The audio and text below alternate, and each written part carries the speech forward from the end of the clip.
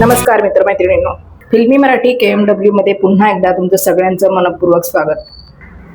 मंडळी, यश मिळवणं सोपं असतं, पण मिळवलेलं यश टिकवणं आणि ज्या संघर्षातून ते मिळालं आहे तो भूतकाळ विसरू न देणं हे एका खऱ्या कलाकाराचं लक्षण असतं.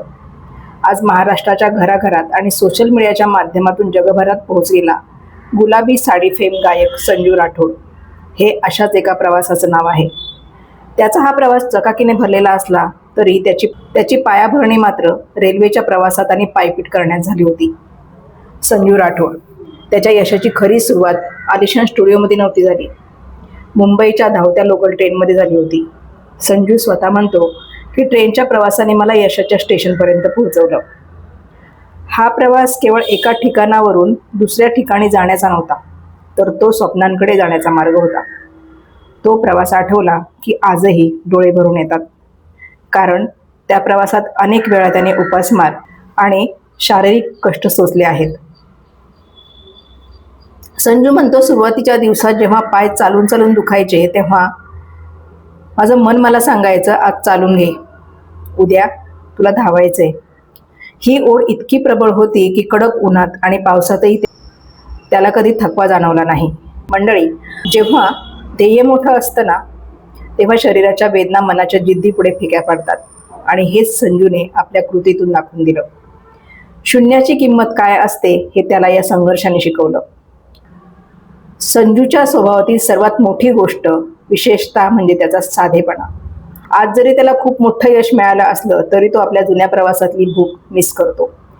त्याच्या मते यशाची ती शुद्ध भूक माणसाला नेहमी काहीतरी नवीन करण्यास प्रवृत्त करते. कितीही यश मिळालं तरी जमिनीवर पाय असणं आणि आपल्या मुळाशी जोडून राहणं हे संजूच्या व्यक्तिमत्वाचं वैशिष्ट्य आहे.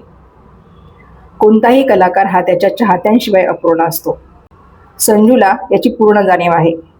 तो आपल्या संगीतावर प्रेम करणाऱ्या प्रत्येक रसिकाचा आणि त्याच्या प्रवासात सुरुवातीपासून साथ देणाऱ्या प्रत्येकाचा ऋणी आहे. त्याच्या या प्रवासाने सिद्ध केले की जर तुमच्याकडे प्रामाणिक मेहनत आणि कलेप्रती निष्ठा असेल तर जगातील कोणतीही ताकद तुम्हाला यशाच्या स्टेशनपर्यंत पोहोचण्यापासून रोखू शकत नाही. संजू राठोडची कहाणी आजच्या तरुण पिढीसाठी एक मोठी प्रेरणा आहे. आयुष्यात कितीही संकट आली तरी आपल्या मनाला आज चालून घे, उद्या तुला धावायचे असं सांगत पुढे जाणं महत्त्वाचं असतं. संघर्ष, मेहनत आणि जमिनीशी जोडलेलं मन या गोष्टी एका कलाकाराला खऱ्या अर्थाने मोठं बनवतात. संजू राठोड यांचा हा प्रवास प्रत्येक तरुणासाठी प्रेरणादायी आहे. गावाकडे असलेले आई वडील जुने विचार असले तरी त्यांनी संजूला आणि त्याच्या भावंडांना उच्च शिक्षण देत करिअरच्या दृष्टिकोनाने विचार केला. संजूच्या यशामागे त्याचा भाऊ सचिन, दर्शन याची सुद्धा त्याला खूप साथ लाभली. संजूच्या या प्रवासात गौरव राठोड याचा मोलाचा वाटा आहे. याशिवाय संजूचे अनेक मित्रमंडळी आहेत ज्यांनी त्याच्या अडचणीच्या प्रवासात साथ सोडली नाही.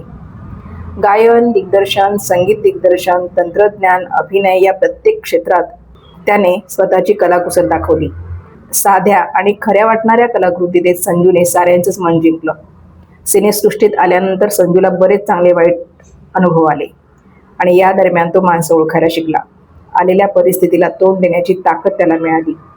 सिनेसृष्टी खूप मोठी आहे, त्यामुळे इथे येणारा प्रत्येक माणूस हा चांगला वाईट अनुभव देणारा असू शकतो, असं त्याचं म्हणणं आहे. संजूने शेवटी कलाकारांना असा सल्लाही दिलाय की कितीही कठीण परीक्षा असो, घाबरून न जाता स्वतःवर, देवावर विश्वास ठेवा, यश हे नक्कीच मिळेल. सिनेसृष्टीत कुणीही वारसा नसताना आपलं भक्कम स्थान निर्माण करत एका कौशल्याने तसेच जिद्दीच्या स्वबळावर मिळवलेलं हे स्थान शर्यतीच्या जगात त्याने टिकून ठेवलंय. जळगाव येथील एका छोट्याशा तांडातला मुलगा म्हणजे संजू राठोड. 9 वारी पाहिजे, बाप्पाला गाणं, बुलेटवाली, गुलाबी साडी यासारखी दमदार व मिलियन व्ह्यूज मिळवलेली गाणी संजूने प्रेक्षकांना दिली आणि प्रेक्षकांच्या हृदयात स्थान मिळवलं. 10वी पर्यंत हॉस्टेलमध्ये शिक्षण झाल्यानंतर संजूने डिप्लोमाला ॲडमिशन घेतलं. कॉलेजमध्ये असल्यापासून त्याला लिखाणाची, गायनाची आवड होती. त्याची ही आवड कधी व्यसन बनलं हे त्यालाच कळलं नाही. कलाक्षेत्रात काम करणं ही त्याची जिद्द तर होती आणि स्वप्नसुद्धा. सिनेसृष्टीतला संजूचा प्रवास सुरू झाला तो गणपती बाप्पाच्या आशीर्वादाने. त्याचं पहिलं गाणं होतं बाप्पावाला गाणं. हे गाणं सोशल मीडियावर इतकं व्हायरल झालं की त्याला मिलियन व्ह्यूज मिळाले. चक्क रितेश देशमुखनं सुद्धा या गाण्यावर रील बनवली आणि संजूच्या कामाची पोचपावती मिळाली.